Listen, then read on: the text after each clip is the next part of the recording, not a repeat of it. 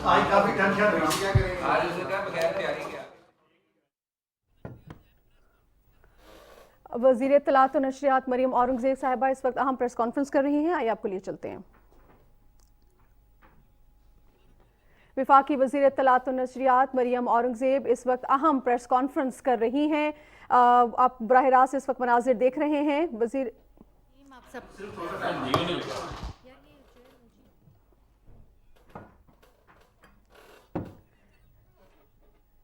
वफाकी वज़ीर इत्तलात और नशरियात मरियम औरंगज़ेब साहिबा इस वक्त वफाकी वज़ीर इत्तलात और नशरियात मरियम औरंगज़ेब साहिबा इस वक्त एक अहम प्रेस कॉन्फ्रेंस करने जा रही हैं। ये लाइव मनाजिर आप देख रहे हैं। मरियम औरंगज़ेब साहिबा इस वक्त मौजूद हैं और एक अहम प्रेस कॉन्फ्रेंस उसकी जानिब से की जानी है। अब से कुछ देर बाद आप देखेंगे कि वो एक अहम प्रेस कॉन्फ्रेंस करने जा रही हैं। आप अहम ये मनाजिर देख रहे हैं इस टेलीविजन स्क्रीन के ऊपर। जैसे ही प्रेस कॉन्फ्रेंस शुरू होगी हम आपको बराह रास्त लिए चलेंगे। PTV न्यूज़ से फिल वक्त इतना ही।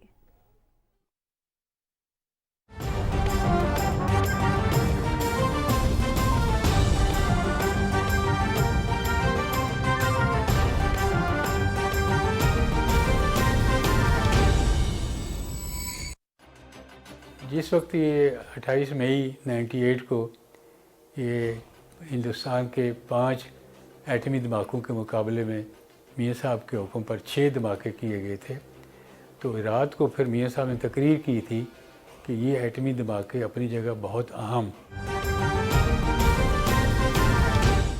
दावत दी है, लेकिन काफ़ी इम्पॉर्टेंट बात थी क्योंकि आप जानते हैं कि अभी अभी इमरान खान साहब ने प्रेस टॉक की है और उस प्रेस टॉक के अंदर काफ़ी हैरान कुन और परेशान कुन तहलका खेज़ इंकशाफात किए हैं, जो पाकिस्तान की आवाम और वो चंद लोग जो इनके झूठे बयानिए पे गुमराह हैं, उनको भी अगर उन्होंने इमरान खान साहब की प्रेस टॉक नहीं देखी तो वो तमाम हक़ाइक़ पाकिस्तान की आवाम तक पहुंचाना बड़ा ज़रूरी था। सबसे पहली बात तो ये है कि आज इमरान खान साहब ने ये ख़ुद तस्लीम किया कि वो हार कर वापस गए हैं, वो नाकाम होकर वापस गए हैं और पाकिस्तान की आवाम ने उनको मुस्तरद किया है। और ये इस बात से ये सबूत है इस बात का जिसमें उन्होंने कहा कि हम तैयारी के साथ नहीं आए थे और अब हम तैयारी के साथ आएंगे। ये बातों पे उन्होंने फोकस किया और फिर उन्होंने कहा रुकावटें थीं, अगर आप तैयारी के साथ नहीं आए थे, और रुकावटों के ऊपर भी मैं भी मज़ीद डिटेल बताऊंगी। तो सबसे पहली बात तो इमरान खान साहब ने ख़ुद तस्लीम कर लिया कि वो तैयारी कर कर नहीं आए थे। उनकी तैयारी सिर्फ़ असला जमा करने पे थी, उनकी तैयारी सिर्फ़ डंडे जमा करने पे थी, उनकी तैयारी सिर्फ गोलियां और बारूद जमा करने पे थी जो इन लोगों के ऑफिस होल्डर्स और टिकट होल्डर्स और ओहदेदारान के घरों से बरामद हुआ। ये सारी तैयारी मौजूद थी क्योंकि तैयारी असल में ऐलान खूनी इनकलाब का था। तो खूनी इनकलाब का और खूनी लॉन्ग मार्च का पूरी तैयारी मौजूद थी। 35 लाख रुपया दिया गया खैबर पख्तूनख्वा के वसाइल से MNAs को और MPAs को, और 35 लाख रुपया देने के बावजूद 35,000 लोग जमा नहीं हुए और पूरे वसाइल खैबर पख्तूनख्वा की हुकूमत के इस्तेमाल करके, पुलिस इस्तेमाल करके, क्योंकि मकसद खूनी मार्च में खैबर पख्तूनख्वा की पुलिस और पंजाब और फेडरल की पुलिस को आपस में गुत्थम गुत्था करना था। और मैंने आपको याद होगा कि लॉन्ग मार्च की जो पहले प्रेस टॉक की थी उसमें ये बात बताई थी कि एजेंसीज़ की रिपोर्ट है कि इनके पास इन्होंने असला जमा किया है, और जो आपने देखा कि लॉन्ग मार्च के अंदर जब इनके लोग घरों से निकले, जो चंद लोग निकल पाए वो आपने देखा तो उनके पास भी असला था। और मुझे और आप लोगों ने टीवी स्क्रीन्स पर दिखाए कि किस तरह उन्होंने असला पकड़ा हुआ था। तो तैयारी अगर इनकलाब की हो और अगर अवाम साथ हो तो उसमें गोली की, डंडों की, गालियों की और असले की ज़रूरत नहीं होती। आपको याद होगा कि जिस वक़्त परवेज़ मुशर्रफ के दौर में जजेस को बहाल करने के लिए محمد نواز شریف صاحب نکلے تھے تو اسلحہ اور گولیاں لے کر نہیں نکلے تھے، خونی مارچ کا اعلان کر کے نہیں نکلے تھے، اس وقت گالیاں دیتے ہوئے نہیں نکلے تھے، اور کس طرح عوام کا سمندر امڈ آیا تھا، وہ تھا انقلاب جس کا نتیجہ ہوتا ہے۔ جب انقلاب نہ ہو اور خونی مارچ اور نیت کا فقدان ہو اور گنڈا گردی ہو اور بدماشی کی نیت ہو تو اس کے اوپر ایسے ہی نتائج ہوتے ہیں۔ اور آج عمران خان صاحب کو چاہیے تھا ایسی حالت میں جب انسان ناکام ہو کر نکلا ہو، مایوس ہو کر واپس گیا ہو، اور آج یہ تسلیم کر رہے ہوں کہ ہماری تیاری نہیں تھی، اس وقت پریس کانفرنسز نہیں کرتے۔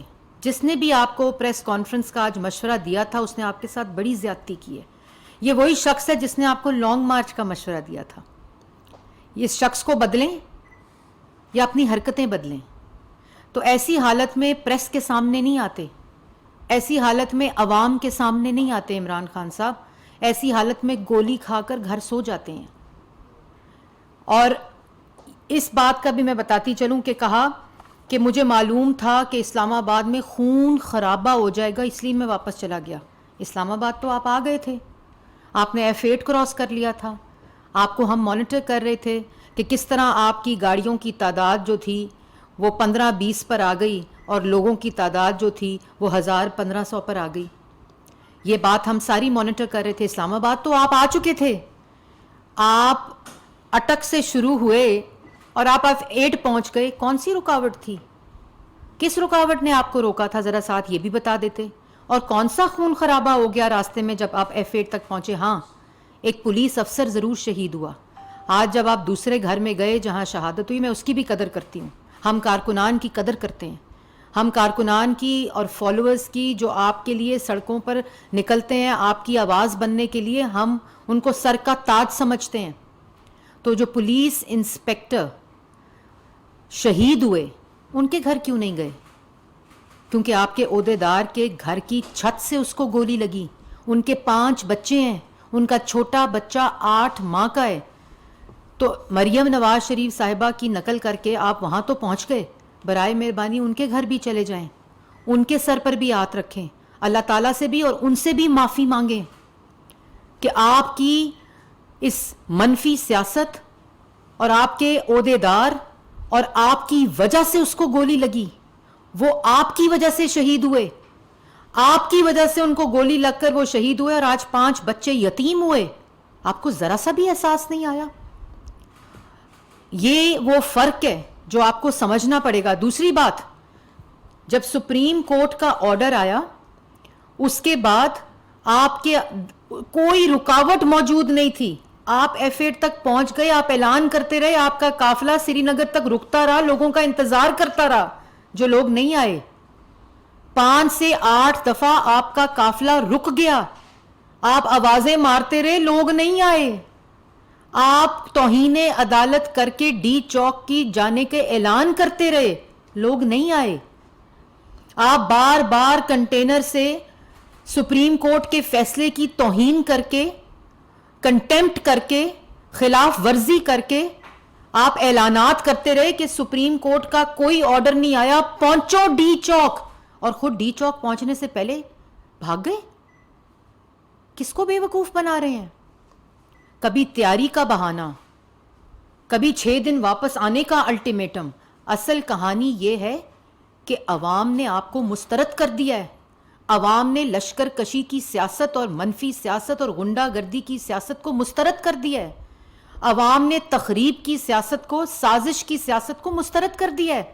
عوام کو پتا ہے کہ اب صرف ان کی خوشحالی، ان کی ترقی، ان کی معاشی بحالی، ان کا روزگار، مہنگائی کا خاتمہ، موجودہ حکومت اور وہ سیاست ان کو تسلیم ہے جو ان کا مستقبل کو انشور کرے، وہ سیاست جو املاک کو آگ لگائے، درختوں کو جلائے، پولیس والوں پہ ڈنڈے برسائے، پولیس والے شہید ہوں، ریاست کی رٹ کو چیلنج کرے، جو جتھے، مسلح جتھے اسلحہ لے کر انقلاب کا نعرہ لگائیں، عوام اس کو اسی طرح مسترد کرے گی۔ یہ وہ شعور ہے، یہ وہ لکیر ہے جو کل ڈرا ہو چکی ہے، یہ آپ کو سمجھنا پڑے گا۔ 4 سال آپ نے ملک پہ رہ کر معیشت کا قتل کیا ہے. 4 سال آپ ملک پر رہ کر عوام کے روزگار کا قتل کیا ہے. آج بھاشن دے رہے ہیں آئی ایم ایف کے پریشر کا. آئی ایم ایف کے معاہدے کے اوپر عمران خان صاحب آپ نے دستخط کیے ہیں. آج پیٹرول جو مہنگا ہوا ہے وہ آپ کی وجہ سے مہنگا ہوا ہے, آپ کے اس معاہدے کی وجہ سے مہنگا ہوا ہے. جس معاہدے میں آپ نے دستخط کیے, جس دستخط اور اس معاہدے کے مطابق آپ نے یہ پیٹرول پرائس انکریز کرنے کا وعدہ کیا تھا آئی ایم ایف کے ساتھ, ہر مہینے اور پھر اس کے بعد 15 دن بعد پیٹرول اور پیٹرولیم مصنوعات کی قیمتوں میں اضافہ آپ کرتے تھے, کیونکہ آپ نے معاہدہ کیا تھا آئی ایم ایف کے ساتھ.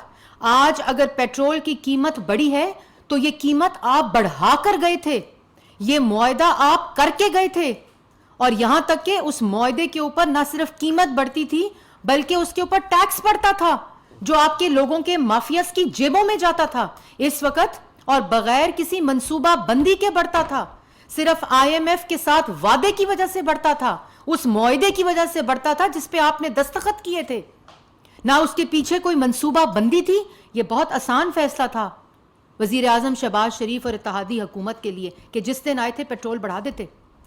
جو انفنڈڈ سبسڈی آپ نے دی, جس کو آپ کے وزیر خزانہ نے مسترد کیا, جس کو سیکرٹری خزانہ نے مسترد کیا, جس کو آپ کی کابینہ کے پاس آپ لے کر ہی نہیں گئے, جس دن آپ کو پتا چلا کہ عدم اعتماد کامیاب ہونے والی ہے, آپ نے اس دن یہ سبسڈی دی.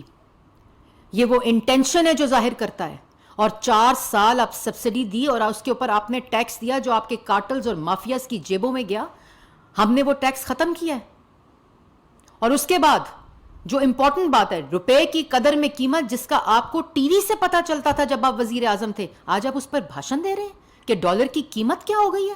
ڈالر کی قیمت 189 روپیز پر آپ نے پہنچائی ہے عمران خان صاحب, جس کی وجہ سے سبسڈیز کی پرائس انکریز ہوتی ہے, جس کی وجہ سے آپ نے آئی ایم ایف کے ساتھ اگریمنٹ کیا ہوا ہے.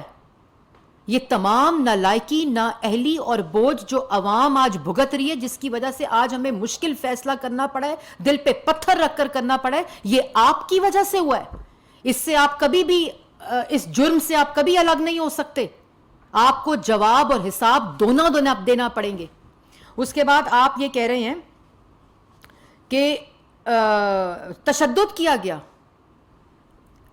شہباز شریف صاحب وزیر اعظم نے یہ واضح طور پر بتا دیا تھا کوئی پولیس والا آرمڈ نہیں تھا, کوئی لا انفورسمنٹ ایجنسیز والے جو عوام کی حفاظت اور سیکیورٹی کے لیے وہاں موجود تھے, کوئی آرمڈ نہیں تھے.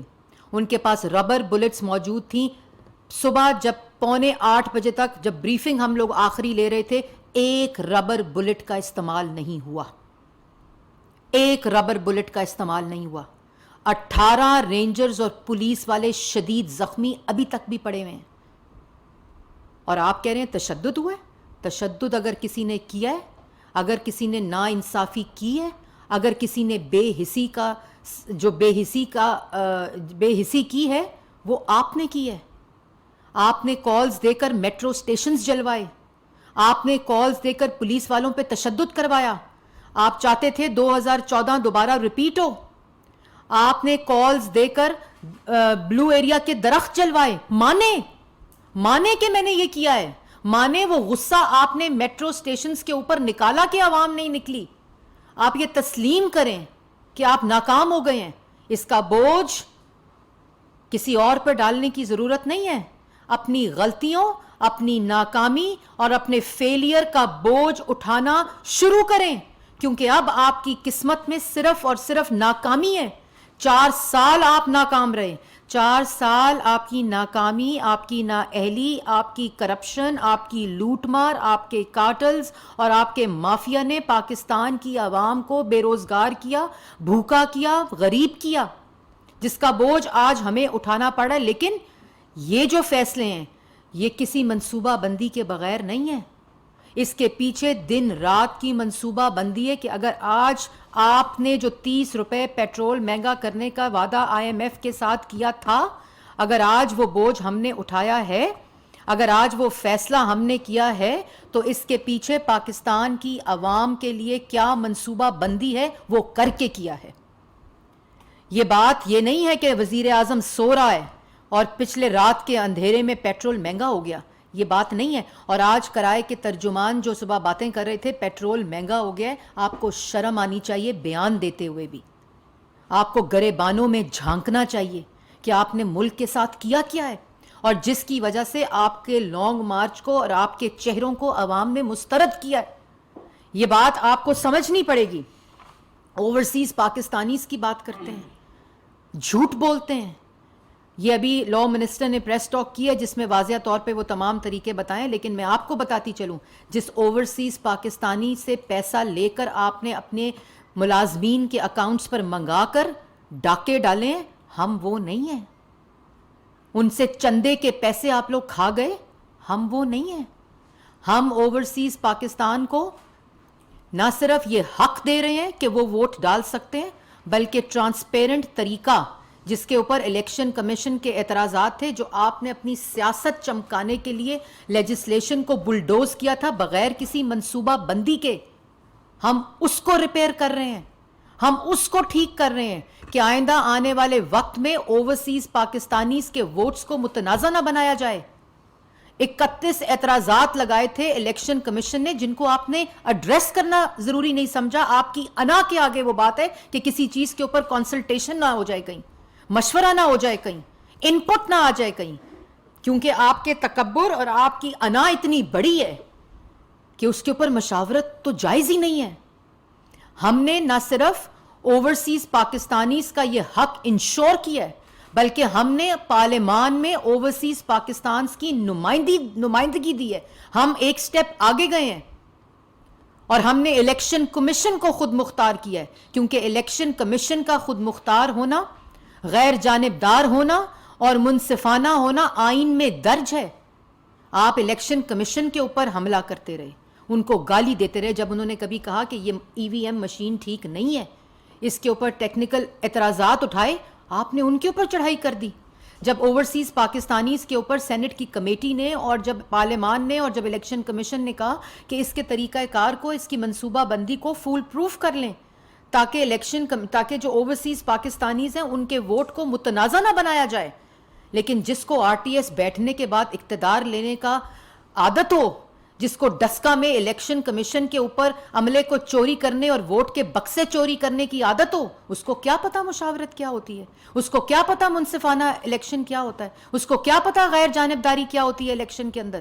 تو ہم نے ووٹ کا حق بھی دیا ہے اوورسیز پاکستانیز کو. عمران خان صاحب اس پہ سیاست نہ کریں، آپ نے ان کے پیسے پہ، ان کے چندے پہ، ان کی کنٹریبیوشنز پہ سیاست کی ہے. کبھی سیلاب کے نام پر پیسہ منگا کر اپنی جیبیں بھری ہیں، کبھی چندے کے نام پر پیسہ منگا کر اوورسیز کے جذبات کے ساتھ کھیل کر ان کے پیسے منگا کر یہاں اپنے ذاتی ملازمین کے اکاؤنٹس میں ڈالا ہے، جس کو 8 سال آپ جواب نہیں دے رہے الیکشن کمیشن کے اندر.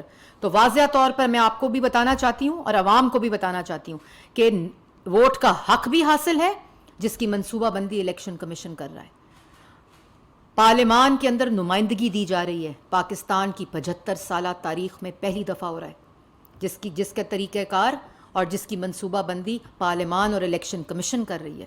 کس طرح الیکشن کمیشن ای وی ایم کی مشین کو، جو کھلونا انہوں نے انٹروڈیوس کرایا تھا، وہ کیسے اس مشین میں تبدیل ہو جو فائنینشلی، ایڈمنسٹریٹولی اور ٹرانسپیرنسی وائز انشور کرے پاکستانیوں کے ووٹ کو، اوورسیز پاکستانیوں کے ووٹ کو.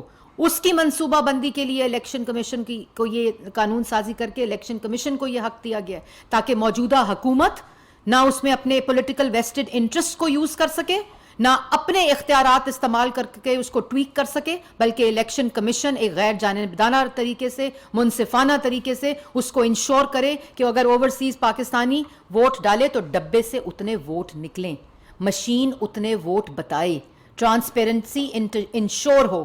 اور اس کے ساتھ ساتھ جب جعلی انقلاب کا نعرہ لگتا ہے عمران خان صاحب، جب اپنی سیاست کو، منفی سیاست کو بچانے کا نعرہ لگتا ہے عمران خان صاحب، جب لوگوں کو استعمال کر کے اپنی سیاست چمکانے کا نعرہ لگتا ہے عمران خان صاحب، تو انقلاب نہیں ہوتا، وہ سیاسی سازش ہوتی ہے، اس میں لوگوں کا سہارا لیا جاتا ہے. اور لوگوں کو بیوقوف بنایا جاتا ہے، لیکن میں خراج تحسین پیش کرتی ہوں پاکستان کی عوام کو، جو اس سازش کو بھی سمجھ گئے ہیں، جو اس مائنڈ سیٹ کو بھی سمجھ گئے ہیں، اور جن کو یہ بات معلوم ہو چکی ہے کہ ایک جھوٹا شخص ہے، ایک منافق شخص ہے، ایک ناکام شخص ہے، ایک نالائق شخص ہے، ایک نااہل شخص ہے، ایک چور شخص ہے، جو صرف اور صرف پاکستان کی عوام کو بیوقوف بنا رہا ہے، جس کا سیاسی بیانیہ بھی دفن ہو چکا ہے، جس کی سیاست بھی دفن ہو چکی ہے کل کے بعد۔ 6 دن کا الٹیمیٹم مت دیں، آپ 6 صدی تک اسلام آباد واپس نہیں آ سکتے، کیونکہ عوام اب آپ کے ساتھ نہیں ہے، عوام نے آپ کا ساتھ چھوڑ دیا ہے۔ اور جب آپ خود ناکام ہو گئے تو عدالت کو دھمکی دیتے ہیں کہ اپنی پوزیشن واضح کرے۔ سپریم کورٹ نے 11 اپریل کی رات کو اپنی پوزیشن واضح کر دی تھی، جب انہوں نے نیشنل اسمبلی کو بحال کیا تھا، جب انہوں نے غیر آئینی ڈپٹی اسپیکر کی ریزولوشن کو ریورس کیا تھا، جب آپ نے ان کو دھمکی اور گالی دی تھی، جب سپریم کورٹ کے اوپر آپ نے حملہ کیا تھا کہ میں کیوں رات کو عدالت کھلی، میں دیکھ لوں گا، تو اس وقت واضح ہو گئی تھی پوزیشن سپریم کورٹ کی کہ سپریم کورٹ آئین کے ساتھ ہے، اور کوئی ایسی چیز جو آئین کی وائلیشن ہوگی سپریم کورٹ اس کے خلاف کھڑی ہوگی، پارلیمان اس کے خلاف کھڑا ہوگا، پاکستان کی عوام اس کے خلاف کھڑی ہوگی، میڈیا اس کے خلاف کھڑا ہوگا۔ یہ بات واضح ہو چکی ہے، اور اس کو آپ جتنی جلدی سمجھ لیں، لیکن کل سمجھ آ گئی ہوگی، کل آپ کو پتہ چل گیا ہوگا۔ اس لیے گولی کھائیں اور سکون کریں، سکون کی نیند سوئیں، آرام سے آرام کریں، ٹی وی پر آنے کی ضرورت نہیں ہے اس ذہنی حالت میں، کیونکہ پاکستان کی عوام آپ کی اصلیت کو جان چکی ہے۔ آخر میں ایک بات ضرور کہنا چاہوں گی کہ جو امپورٹنٹ ہے کہ روز کھڑے ہو کر اداروں کو اور سپریم کورٹ کو دھمکیاں نہ دیں اور کہتے ہیں وقت ہے سوچ لیں، سپریم کورٹ بھی سوچ لیں اور نیوٹرلز بھی سوچ لیں۔ آج یہ پیغام دے رہے تھے، تو نیوٹرلز نے بھی نیوٹرل رہنے کا فیصلہ کیا ہے، سپریم کورٹ نے بھی آئین کے ساتھ کھڑے ہونے کا فیصلہ کیا ہے، عوام نے بھی اپنی خوشحالی اور اپنی ترقی اور اپنے روزگار کے ساتھ کھڑے ہونے کا فیصلہ کیا ہے۔ یہ آپ کان کھول کر سن لیں کہ اس کے اندر کوئی ابہام نہیں ہے، اگر کوئی شک اور شبہ ہے تو وہ آپ کے دماغ میں ہے، جس کی وجہ سے آپ کی ذہنی حالت وہ ہے جو آپ آج جس طرح کی آپ آج گفتگو کر رہے تھے۔ اور باقی بات یہ ہے کہ 6 دن کے بعد آپ نے کہا ہے کہ ہم بیٹھ سکتے ہیں آپ کے ساتھ، اگر آپ الیکشن کی تاریخ کا فیصلہ کر دیں، یا جون میں شاید کہا ہے کہ الیکشن کا اعلان کر دیں۔ اس میں ہاں بیٹھنے کو ہم تیار ہیں، اگر تو جو کووڈ پہ بیٹھنے کو تیار نہیں تھا، جو فیٹف پہ بیٹھنے کو تیار نہیں تھا، جو چارٹر آف اکانومی پہ بیٹھنے کو تیار نہیں تھا، جو ملک کے اندر دہشت گردی پہ بیٹھنے کو تیار نہیں تھا، جو قومی سلامتی کے امور پر بیٹھنے کو تیار نہیں تھا، وہ کہتا ہے بیٹھ جائیں اگر جون میں اعلان کر دیں۔ کان کھول کر سن لیں، میں بہت دفعہ کہہ چکی ہوں، الیکشن کا اعلان اپنی آئینی مدت پوری ہونے کے بعد کیا جائے گا۔ الیکشن اور حکومت آئینی مدت پوری ہونے کے بعد ہوگا، ختم ہوگی حکومت اور الیکشن ہوگا، اور اس کا اعلان حکومت اور اتحادی کریں گے۔ اب آپ اپنے گھر بیٹھیں، بنی گالا بیٹھیں، کیونکہ آپ وہاں سے نکلنے کے قابل نہیں رہے آپ۔ بہت شکریہ۔ عثمان خان سماج میڈم، اس وقت عمران خان صاحب تو ظاہر ہے سیاست کر رہے ہیں، ان کے پاس تو کوئی آپشن نہیں ہے، لیکن اس وقت جو عوام کی حالت ہے وہ بڑی دگرگوں ہے، اور جو فیصلہ کیا گیا ہے پیٹرولیم قیمتوں میں اضافے کا، ابھی بھی یہ بتایا جا رہا ہے کہ 115 ارب روپے کی سبسڈی اس وقت بھی دی جا رہی ہے پیٹرول کی۔ کیا آئندہ آنے والے دنوں میں مزید پیٹرول مہنگا ہوگا، بجلی کی قیمتوں میں اضافہ ہوگا، اور تمام وہ شرائط جو IMF سے کی ہیں وہ منظور کی جائیں گی؟ دیکھیں، بات یہ ہے کہ جیسے میں نے پہلے کہا کہ IMF کا ایک پروگرام جو عمران خان صاحب نے جس پہ دستخط کیے تھے، اور عمران خان صاحب نے یہ شرائط قبول کی تھی۔ میں نے اپنے ٹویٹر ہینڈل سے بھی یہ ٹویٹ کیا ہے IMF کا معاہدہ، اور آپ کے پاس بھی وہ IMF کے معاہدے موجود ہیں، ثناء اللہ صاحب کے پاس بھی موجود ہوگا، ان سے لے لیں، یہ کافی اکانومی کے اوپر رپورٹنگ کرتے ہیں۔ تو یہ شرائط پہ دستخط کیے ہیں، لیکن ان شرائط کو ہم نے اپنی पॉलिसी फिक्सेस के साथ कैसे नरम करना है अवाम के लिए, हमने अवाम को क्या रिलीफ देना है फिस्कल मैनेजमेंट के ज़रिए, और हमने वो अवाम जिस पे इन पॉलिसीज़ का, इन शराइत का जो इमरान खान साहब ने की हैं, उनका अवाम पे कैसे कम से कम बोझ पड़े, और हम आइंदा जो IMF के साथ निगोसिएशंस करें उसमें अवाम के लिए क्या रिलीफ हो, और वो कौन सी मंसूबा बंदी हो जिसके ज़रिए हम IMF के साथ जो निगोसिएशंस कर रहे हैं उसका कम से कम इम्पैक्ट और बोझ अवाम पे पड़े। हमारा ये विज़न है। और आज शहबाज शरीफ साहब वज़ीर आज़म कौम से ख़िताब करेंगे, और जो वज़ीर आज़म शहबाज शरीफ साहब ने और इत्तेहादी और काबीना ने बैठ कर मनसूबा बंदी की है, उसके क्या क्या एलिमेंट्स हैं, वो तमाम चीज़ें पाकिस्तान की आवाम के सामने रखी जाएंगी, जो उनको, जिससे पाकिस्तान की आवाम को ये फ़र्क पता चलेगा कि अब वज़ीर आज़म वो नहीं है जो रात को सोता है और सुबह टीवी से देखता है कि रुपए की कदर में कमी आ गई है, आलू टमाटर महंगे हो गए हैं, महंगाई की शरह क्या है, वो टीवी से नहीं पता चलता। वो एक हैंड्स ऑन वज़ीर आज़म है जो दिन रात इन तमाम मुआहदों की शराइत अवाम पे बोझ कैसे ना पड़े उसकी मनसूबाबंदी कर रहे हैं। वो ये कैबिनेट वो कैबिनेट है जो एक फ़ैसला करने के लिए, ये हम पे बड़ी तनकीद आई कि आप फ़ैसला कर दें, जल्दी फ़ैसला कर दें। ये फ़ैसला हम पहले दिन भी कर सकते थे, क्योंकि ये मुआहदा हम आराम से बताते कि ये समरी इमरान खान साहब की है, हम आराम से बताते कि ये मुआहदा इमरान खान साहब ने दस्तखत किए हैं, और हम 100 रुपया, जो इन्होंने 100 रुपया बढ़ाना था, और हम कहते जी हमने पेट्रोल की कीमत बढ़ा दी है, अल्लाह अल्लाह खैर सल्ला। लेकिन हमारे नस्बुल हैं, हमारा मैनिफेस्टो मुस्लिम लीग नून का और इत्तेहादियों का आवाम को महंगाई देना नहीं है। ये इतना मुश्किल फ़ैसला था, ये दिल पर पत्थर रख के फ़ैसला किया गया, लेकिन खाली फ़ैसला नहीं है, ये मनसूबा बंदी है, ये पूरा प्लान है जिसके ज़रिए अगर आज ये कीमत बढ़ी है तो उसके ऊपर उसका साथ जुड़े हुए कौन से मंसूबे हैं जो आवाम के रिलीफ़ के लिए हैं। वो तमाम चीज़ें शाम को वज़ीर आज़म शहबाज शरीफ साहब उन फ़ैसलों से भी और उस मनसूबा बंदी से भी आवाम को बताएंगे।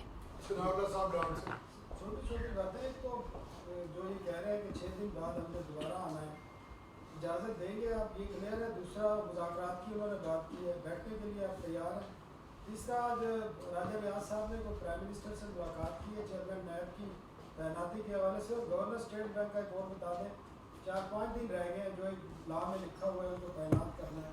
अभी तक उस हवाले से कोई पहला सवाल सॉरी क्या किया आपने? पहला था इजाज़त देंगे आप 6 दिन बाद धरने की दोबारा? उन्होंने आना ही नहीं, हमने तो अभी भी इजाज़त दी थी, वो आ जाते। सुप्रीम कोर्ट ने जिसकी ये धज्जियाँ उड़ाते रहे फैसले की, H9 में जलसे की, जलसा नहीं कर सके। आप लॉन्ग मार्च कह रहे हैं, जो जलसी नहीं कर सका वो लॉन्ग मार्च कैसे करने आएंगे 6 दिन बाद? और इस नाकामी, अब पहले एक दिन हवा में मुअल्लक रहे हेलीकॉप्टर में, दूसरे दिन कंटेनर से भाग गए। ये कौन सा इनकलाब था? ये कौन सा इनकलाब था? मैंने नहीं देखा अपनी तारीख में, आपने देखा, आप रिपोर्टिंग करते रहे हैं कि हेलीकॉप्टर नीचे अवाम को कॉल दे रहे हैं कि पुलिस वालों पे तशद्दुद करो, डंडे मारो। हाँ, फिल्मों में ज़रूर होता है कि जो ऊपर मुअल्लक डॉन है वो दे रहा है वो कॉल्स। मतलब इनकलाब के पहले दिन हेलीकॉप्टर में मुअल्लक रहे, अवाम को नीचे डंडे बरसाने के लिए कि जी पुलिस वालों पे डंडे मारो, मैं आ रहा हूँ, मैं जा रहा हूँ, और अगले दिन कंटेनर पे चढ़ के आए और कंटेनर से भाग गए। ये इनकलाब नहीं, ये बेशर्मी होती है, ये बेहिसी होती है, ये जुल्म होता है जो अवाम के साथ किया गया। और 6 दिन बाद जो आप बात कर रहे हैं कि इजाज़त देंगे, हमने तो कल भी दी थी, भाग गए मौसूफ। अवाम की ताकत साथ ना हो तो ना इक़्तिदार रहता है ना इनकलाब आता है।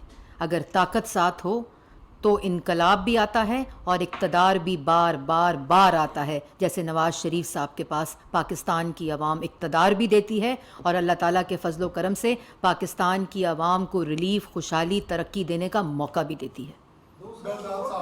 चेयरमैन नैब के हवाले से कंसल्टेशन आज शुरू हो गई है, गवर्नर स्टेट बैंक का क्या हुआ, मुज़ाकरात के लिए बैठने को तैयार हैं? जी, गवर्नर स्टेट बैंक की एक मुद्दत होती है जब वो चार्ज देते हैं और उसके ऊपर पूरी जो फाइनेंस मिनिस्टर हैं, कल भी मीटिंग हुई है, परसों भी, जल्द उसको तानियात कर दिया जाएगा। चेयरमैन नैब पे आज जी, जो कानून के मुताबिक फ़ैसला है, उनको ऑलरेडी एक्सटेंशन पे उनको होना नहीं चाहिए था बाइज़्ज़त तरीके से, क्योंकि दूसरों की तो इज़्ज़त हाथ में नहीं छोड़ी उन्होंने, पगड़ियाँ उछाली हर जगह के ऊपर, इमरान साहब के हुक्म के ऊपर अदारे को इस्तेमाल किया, तो अपनी इज़्ज़त यही होती थी कि घर चले जाते और उसके बाद हिसाब देते। मैंने तो ये कहा है कि नैब के अदारे की तमाम रॉन्ग डूइंग्स को रिकॉर्ड किया जाए, ऐसे घर ना जाने दिया जाए। बेजाद साहब, मैडम ये बता दें कि आपने तो संजीदगी से उनके मुज़ाकरात की दावत को नहीं लिया, आपने पुराने उनके ना बैठने का गिला ज़रूर किया, लेकिन ये ज़ाहिर सी बात है, अहम बात है, क्योंकि हमेशा जो इंतखाबात हैं वो हुकूमत और अपोजिशन में इत्तेफाक राय ना होने की वजह से नताइज कंट्रोवर्शियल होते हैं। क्या हुकूमत संजीदगी से सोचेगी इमरान खान के साथ बैठकर बातचीत करने के हवाले से? देखिए, इमरान खान साहब एक ज़हनी मरीज़ हैं, जो डिक्टेटर हैं दिमागी तौर पे। तो ये जमहूरी हुकूमत है, ना डिक्टेशन सुनेगी, ना धमकी सुनेगी, एक नाकाम हारे हुए शख्स की बात भी नहीं सुननी चाहिए जिसको अवाम ने मुस्तरद कर दिया। लेकिन ये कहना कि अगर ये करोगे तो मैं बैठूंगा, आपको किसी ने नहीं कहा बैठें, आप घर बैठें, गोलियां खाएं सुकून की, क्योंकि यहाँ तरक्की का सफ़र शुरू हो गया है। रोज़ टीवी देखें शहबाज शरीफ साहब क्या कर रहे हैं, रोज़ टीवी देखें क्या मनसूबा बंदी हो रही है, सीखें कि वज़ीर आज़म की कुर्सी पर जब बैठते हैं तो कैसे काम किया जाता है। बिल्कुल सुकून करें, हमें सुकून से आवाम को सुकून देने की जो कोशिश हमारी जारी है वो करने दें। आप घर बैठकर गोलियां खाकर सुकून करें, बिल्कुल कोई ज़रूरत नहीं आपको आने की, आपको बैठने की, कुछ करने की ज़रूरत नहीं है। सुकून करें, आराम करें, क्योंकि तरक्की का सफ़र, माशी बहाली का सफ़र, नौजवान के रोज़गार का सफ़र अब शुरू हो गया। शाकिर अब्बासी साहब, मैडम, इमरान खान आपके मुखालफ हैं, लेकिन दूसरी तरफ साबिक़ वज़ीर आज़म भी एक बड़ी जमात के सरबराह हैं, वो अपने घर छोड़ के शावर में उन्होंने डेरा लगाया। उनको कोई गिरफ्तारी ना करने की कोई यकीन दहानी गवर्नमेंट उन्हें कराना चाहेगी या कराएगी ताकि वापस काम आ रहा है? बात ये है कि मैं तो सिर्फ यही मशवरा दूंगी कि खैबर पख्तूनख्वा के पहले हेलीकॉप्टर केस में मतलूब हैं बस सरकारी वसाइल को इस्तेमाल करने के, तो वज़ीर आला का हाउस छोड़ें, वज़ीर आला का घर छोड़ें। अगर पेशावर ही रहना है तो कोई किराए का घर रहें, इज़्ज़त से रहें। आपके यहाँ भी घर का किचन कोई चलाए, गाड़ी कोई दे, ATM से फ़ारिग हो चुके हैं, कोई हालात नहीं है, यहाँ बैठना था तो पैसे कहाँ से आते। मतलब अब तो मुझे हंसी आती है, ऑनेस्टली बताऊं कि अब तो मुझे वो स्टेज भी गुजर गई है कि इन पे गुस्सा आए। अब मुझे इनकी मतलब बेबसी पे भी अब अल्लाह ताला के को डर के कहती हूँ कि बस अल्लाह ताला इनको हदायत दे। देखिए, गिरफ़्तारी की आपने बात की, तो मैं इस पे ये ज़रूर कहना चाहती हूँ कि कानून के मुताबिक अगर जो इन्होंने चीज़ें की हैं बतौर वज़ीर आज़म, अगर और जिसके शवाहिद मौजूद हैं तमाम, कि किस तरह चीनी एक्सपोर्ट हुई, इंपोर्ट हुई, कीमत में इजाफ़ा हुआ, आवाम ने 52 रुपये से 120 रुपये किलो चीनी ख़रीदी, वो तमाम चीज़ें जो बतौर वज़ीर आज़म इनकी रॉन्ग डूइंग्स हैं, इनकी करप्शन है, कार्टल्स और माफियाज़ को अपने इख्तियारात को इस्तेमाल करके फ़ायदा पहुंचाने की, जिसको असल में कहते हैं इख्तियारात का नाजायज़ इस्तेमाल, जो ये शहबाज शरीफ साहब पे इल्ज़ाम लगाते रहे, तो वो कानून अपना रास्ता लेगा। उसमें गिरफ़्तारी होती है, सज़ा होती है, वो कानून की मर्ज़ी। शहजाद रज़ा साहब, शहजाद रज़ा साहब इधर। आपने PTV को पीछे बिठाया हुआ है, अच्छा खुद बैठ गए जी। शहजाद रज़ा साहब, आप रिपोर्टर भी हैं, कैमरामैन भी हैं, वेरी गुड, एफिशिएंसी। मैं बिल्कुल, मैं जियो की बिल्डिंग, समा के रिपोर्टर और वो तमाम लोग जो लाइन ऑफ ड्यूटी के अंदर सॉरी इनकी गाड़ी भी तोड़ी गई। वो कह रहे हैं साबिर शाकिर से इस्तीफा भी लिया जिस के मैंने ये बहुत संजीदा बात है जी। मैं जियो न्यूज़ के ऊपर, समा रिपोर्टर्स के ऊपर, जो रिपोर्टर्स जिन की जो मीडिया हाउसेस की गाड़ियों के ऊपर तशद्दुद हुआ, उन्होंने पुलिस वालों की गाड़ियाँ नहीं छोड़ी जिन पर डंडे बरसाए, تو میں اس کی شدید مذمت کرتی ہوں، شدید. اور یہ اپنی ناکامی کا غصہ آپ میٹرو اسٹیشنز پہ اتاریں، میڈیا ہاؤسز کی بلڈنگ پہ اتاریں، درختوں پہ اتاریں. کیا ذہنیت ہے؟ آپ درختوں پر اتاریں. یہ طریقہ، یہ رویہ ٹھیک نہیں ہے. آپ کو سکون کی گولی کی ضرورت ہے، وہ کھائیں اور سب کو سکون سے اپنا اپنا کام کرنے دیں. شہزاد رضا صاحب. ایک تو ایسا اقبال صاحب کی پریس کانفرنس تھی، انہوں نے کہا کہ اب جو پروجیکٹس ہیں بجٹ تک ان کو ہم فائنانس نہیں کریں گے. ایک یہ کہ اس سے وزیر اعظم کی کارکردگی میں کیا فرق پڑے گا. دوسرا انہوں نے یہ تجویز دی ہے کہ جوڈیشری اور جی ایس ٹی کو بریفنگ دی جائے آن اکنامک سچویشن. امپریشن یہ مل رہا ہے جوڈیشری کے کچھ فیصلوں سے کہ وہ شاید کانفرنس کر رہے ہیں ان دا ڈومین آف ایگزیکٹو. تو کیا یہ فیصلہ اس لیے کیا گیا ہے کہ آئندہ ایگزیکٹو کی ڈومین میں نہ جی ایس ٹی کی طرف سے کوئی انٹرونشن ہو نہ جوڈیشری کی طرف؟ دیکھیں، ایگزیکٹو کا اپنا رول ہے. آئینی حدود ہیں بیسکلی تمام ریاستی اداروں کی، جس میں پارلیمان ہے، ایگزیکٹو ہے، جوڈیشری ہے، جو چوتھا ستون ہم کہتے ہیں میڈیا ہے. ان تمام کی اپنی اپنی آئینی حدود آئین میں دے دی گئی ہیں. اور قومیں اور ملک تبھی ترقی کرتے ہیں. دیکھیں، ان تمام کے درمیان ایک رابطہ رہتا ہے، ایک کنسلٹیشن ہے، وہ فورمز ہیں جہاں سارے کنورج کرتے ہیں مشاورت کے لیے. کوئی اگر قومی سلامتی کا ایشو ہے تو وہاں آرمڈ فورسز ہوتی ہیں، اگر اس میں دوسرے مسائل ہیں تو یہ ایک جس طرح وفاق کی اکائیاں اب 18ویں ترمیم کے بعد الگ ہیں لیکن سی سی آئی میں کنورج کرتی ہیں، تو اسی طرح یہ عمل جاری رہے گا. اور لیکن جو آئینی حدود ہیں وہ بتا دی گئی ہیں، اور ان کے درمیان جب ہو تو تبھی قومیں، تبھی حکومت سازی، اور تبھی وہ عوامی ریلیف اور عوامی منصوبے اپنے پایہ تکمیل کر پہنچتے ہیں جب ہر لوگ اپنے اپنے ڈومینز میں رہ کر کام کریں. احمد مزاری کے خلاف ایف آئی آر ہوئی ہے اور پہلی دفعہ ایسا ہوا ہے کہ پاک فوج جو ہے اس میں کیا کہیں گے؟ کب ہوئی ہے؟ اچھا، مجھے اس بارے میں پتہ نہیں ہے ابھی تک. میں آ رہی تھی تو میں میٹنگ، سوری میں تفصیل مجھے نہیں پتہ. اگر تفصیل میں دیکھ لیتی ہوں تو اس کے بعد میں اس پہ کامنٹ کروں. آخری سوال اور دوست ہیں صاحبزادہ جہانگیر جنہیں چیکو بھائی بھی کہا جاتا ہے، اور وہ وہاں موجود تھے سعودی عرب میں جب یہ ایک واقعہ ہوا. ہم بھی وہاں پہ، تو ابھی وہ پاکستان کے جو ہائی کمیشن ہے لندن میں وہاں پہ گئے ہیں اور انہوں نے دھمکیاں دی ہیں وہاں پہ جو اسٹاف تھا، اور انہوں نے کہا کہ جب عمران خان صاحب دوبارہ وزیر اعظم بنیں گے تو میں آپ کو دادو آپ کی پوسٹنگ کروا دوں گا.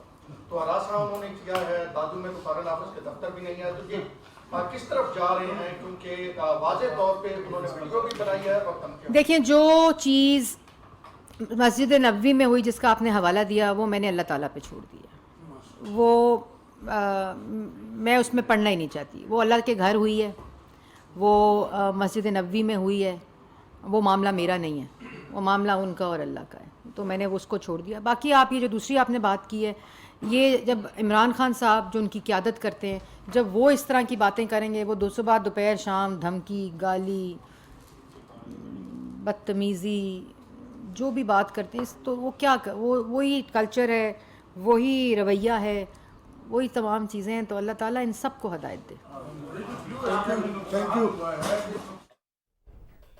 وفاقی وزیر اطلاعات و نشریات مریم اورنگزیب نیوز کانفرنس کر رہی تھی. اپنی نیوز کانفرنس میں ان کا کہنا تھا کہ عمران خان نے پریس ٹاک کی جس میں انہوں نے تسلیم کیا کہ وہ ناکام ہو کر واپس گئے ہیں. انہوں نے کہا کہ ہم تیاری کے ساتھ نہیں آئے تھے. مریم اورنگزیب کا کہنا تھا کہ تیاری پوری تھی، اسلحہ اور ڈنڈے بھی جمع تھے، مقصد خونی مارچ کرنا تھا. خیبر پختونخوا کے پورے وسائل استعمال ہوئے، پولیس استعمال ہوئی، خیبر پختونخوا اور وفاق کو آمنے سامنے کیا گیا، کوئی رکاوٹ موجود نہیں تھی. ان کا قافلہ لوگوں کا انتظار کرتا رہا، پکارتا رہا، لوگ نہیں آئے. اصل بات یہ ہے کہ لوگوں نے، عوام نے یعنی کہ ان کو مسترد کر دیا ہے. سازش، جھوٹ کی سیاست کو عوام نے دفن کر دیا ہے. مریم اورنگزیب کا کہنا تھا کہ ہم نے اوورسیز پاکستانیوں کو ووٹ کا حق دیا ہے، طریقہ کار الیکشن کمیشن طے کرے گا. اور ان کا مزید یہ کہنا تھا کہ الیکشن کا اعلان حکومت اور اس کے اتحادی کریں گے. پی ٹی وی نیوز سے فی الوقت اتنا ہی.